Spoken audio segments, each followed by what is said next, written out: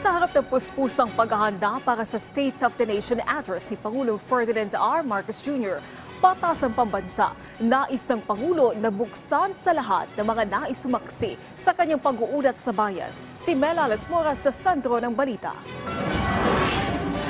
Isama ang lahat ng gustong sumama at tanggapin ang mga nais makiisa. Yan ang bili ni Pangulong Ferdinand R. Marcos Jr. sa pamunuan ng Kamara ukol sa nalalapit niyang State of the Nation Address sa July 22. Ayon kay House Secretary General Reginald Velasco, nakausap na niya ang presidente hinggil sa pagtitipon. Puspusa na rin ang kanilang paghanda ukol dito.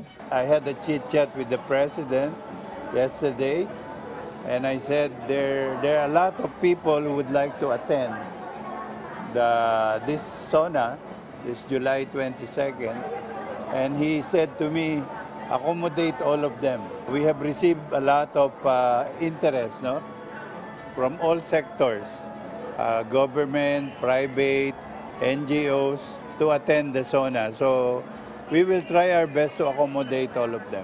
Dito sa loob ng plenary hall, tulong-tulong na ang mga kawani sa paglalagay ng higanting watawat ng Pilipinas. Bagong linis ito bilang paghanda sa okasyon. Sa mga hallway naman, patapos na rin ang pagpipintura at paglalagay ng tiles. Para mas malamig, mayroon ding mga air conditioner unit na inilagay.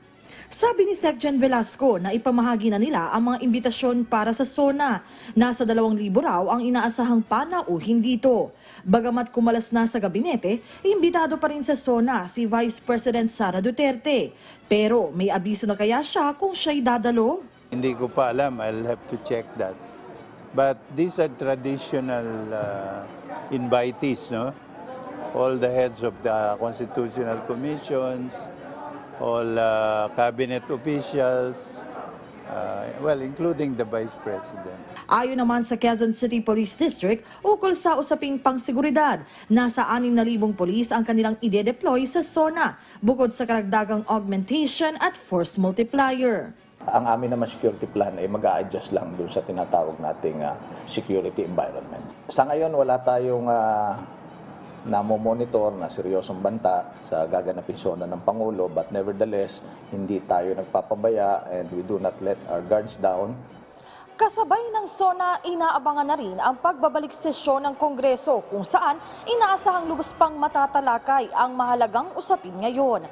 Mela Alasmora para sa Pambansang TV sa Bagong Pilipinas.